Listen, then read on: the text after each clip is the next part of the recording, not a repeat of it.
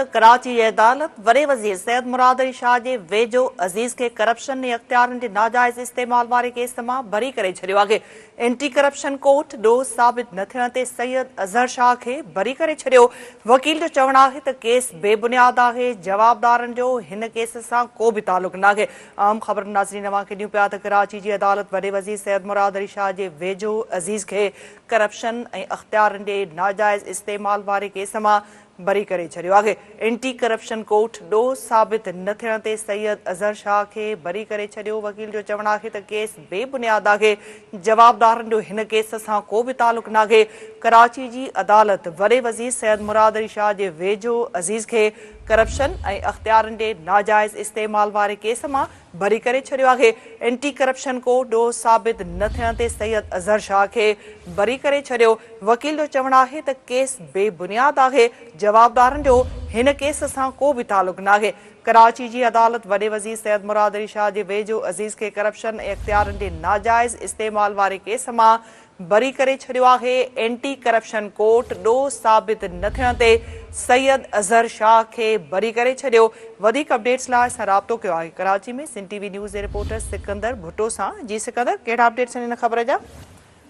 हाँ जी निदा, सूबाई special anti corruption अदालत अमीनुल्लाह सिद्दीकी जी अदालत है।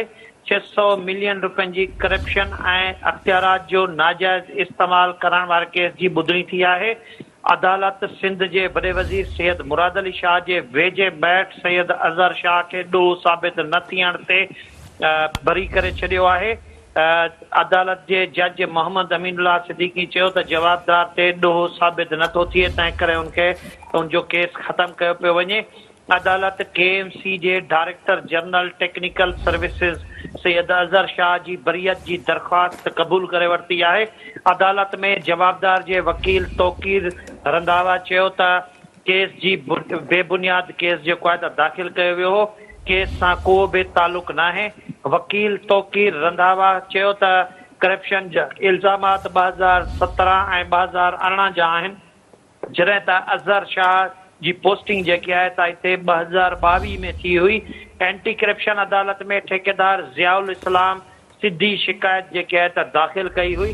अदालत में दरख़्वास्त गुज़ार मौक़ूफ़ अख़्तियार कयो त अॻूणे कराची जे म्यूनिसिपल कमिश्नर सैयद शुजात ऐं DG director general technical services Azhar Hussain Shah 3 स्कीमनि में करप्शन कई हुई।